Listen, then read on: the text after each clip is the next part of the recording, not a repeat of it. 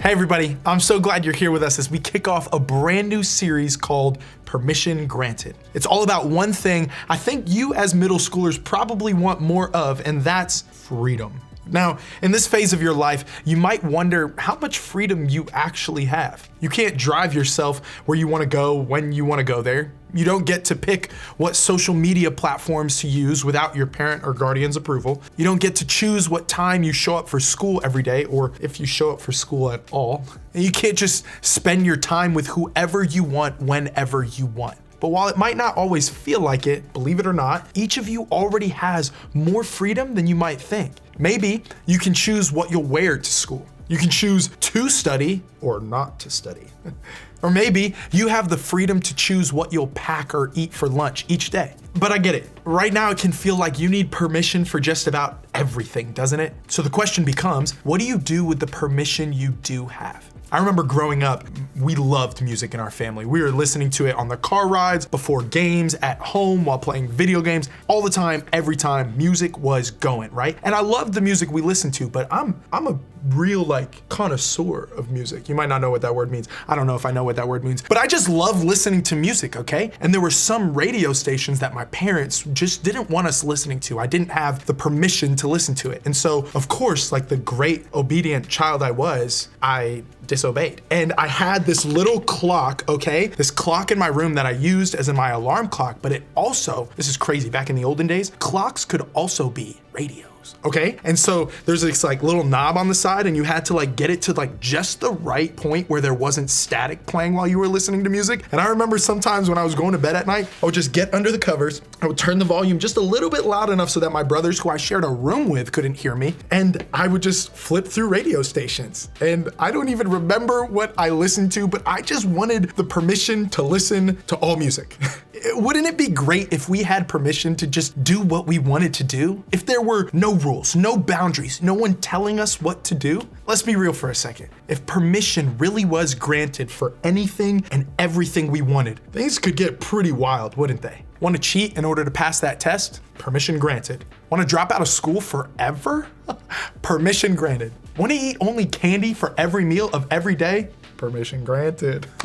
I mean, can you even imagine if we said permission granted to anything and everything in your student ministry alone? I mean, that place would be crazier than it is most days. Still, at some point, most of us have wished for more freedom. I think we've probably all looked around and thought, why do I have to follow so many rules? There are rules at home, rules at school, rules on your team, rules with your friends, even rules here at church. I don't know about you, but having all those rules doesn't feel like freedom, does it? In fact, it might make you think, I can't wait until I get to make my own choices. Why can't I just make my own choices? If it is my life, why can't I do what I want with it? On the other hand, some of you may feel overwhelmed with having the freedom to add even one more thing to your already full plate. Because you've got schoolwork, your practice, your family, your chores, your friends, your small group. And sure, there are things that you wish you had more freedom to do, but where would you even fit that in when you're already doing so much stuff? See what I mean? Yes, we all want more freedom, but the reality is actually having that freedom is more complicated than we might think. We tend to think that if we get more freedom, we'll have less responsibility. We won't have to worry about what we don't want to worry about, and we can just do what we want to do.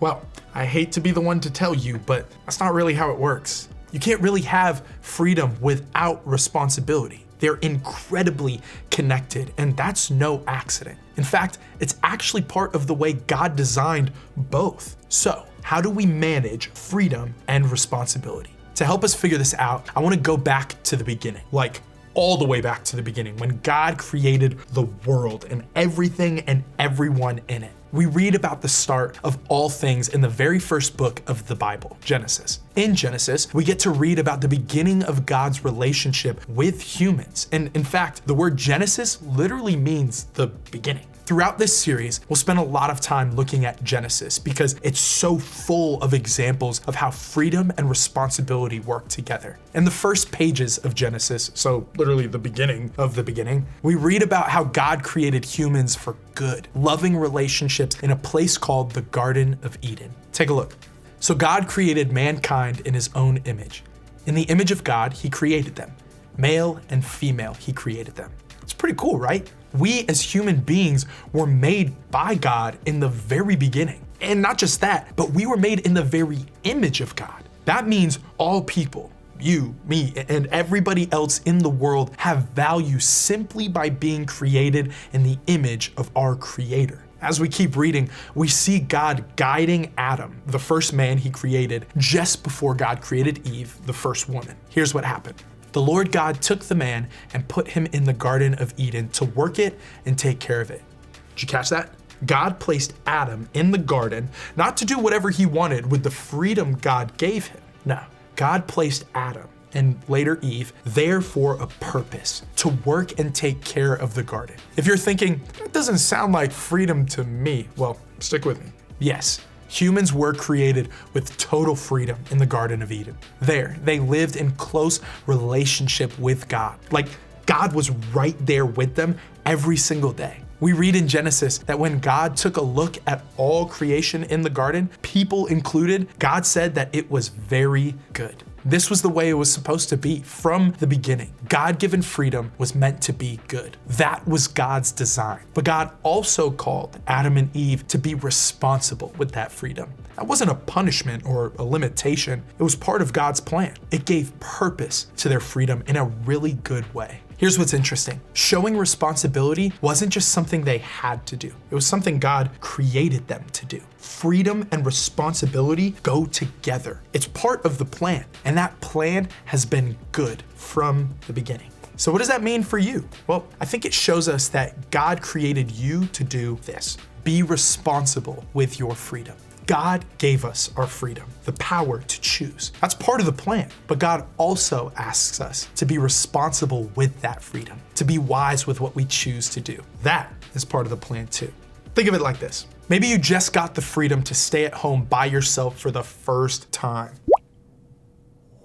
That is so exciting. You have all the freedom to do whatever you want in your house without the adult in your life watching over every move. But it's not that simple. You have to remember to take out the dog. Limit your screen time.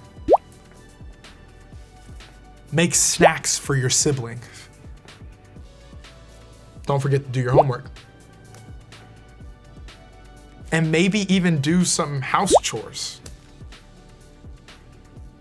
Or maybe you just got your first phone.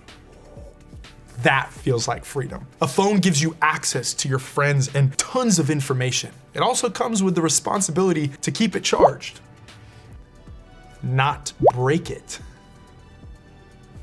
and follow your family's rules for using social media.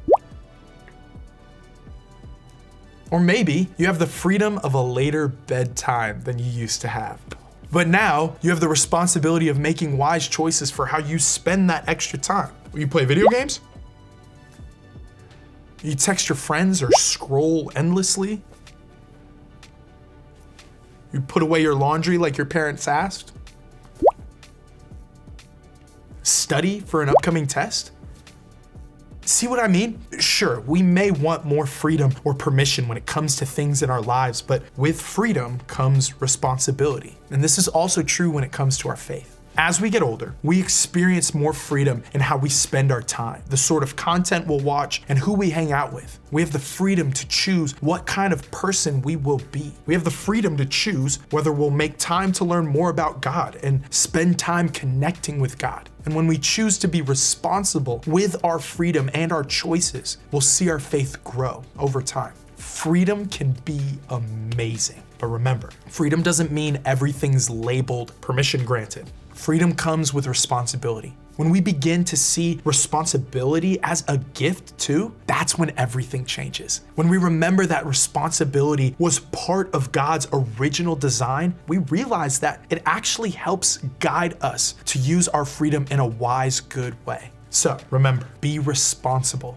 with your freedom. So what does this look like in your life right now? Let's break it down with some practical steps. 1. Be responsible with your freedom. Want more freedom at the place where you live? Start by showing your parent or guardian that you can handle the responsibilities you already have. Do you help out around the place without being asked? Keep up with your school projects? Follow your family's rules when it comes to social media and screen time? When you own your choices, both good and bad, you build trust with the people around you, and that can lead to more freedom. 2. Use your freedom wisely. Like we mentioned earlier, each of you already has some freedom in your life. Maybe you can choose who you spend your time with, or what sport or activity you want to do after school, or you react when something bad happens. Consider how you can use the freedom you have wisely. Ask yourself, am I making the choices that reflect the kind of person I want to be? And 3, ask God for help. Sometimes when we think about freedom and responsibility, it can feel overwhelming. That's where God comes in. God doesn't expect you to figure it out alone. If you've trusted Jesus with your life, you have the power of God's Holy Spirit in you to comfort you and help you make the wise choice. So ask God for wisdom, patience, and strength to handle the responsibilities in your life. Pray for help to use the permission you've been granted in a way that honors God, yourself, and others. Whatever it looks like, remember this: be responsible with your freedom. When you do, you're stepping into the good plan God designed for you. And if you're not sure what that looks like, consider talking it over with your small group today. That's a great place to start unpacking truths like this with people who love and care about you. As you head that way, think about this question: what's one way you can be more responsible with the freedom you have?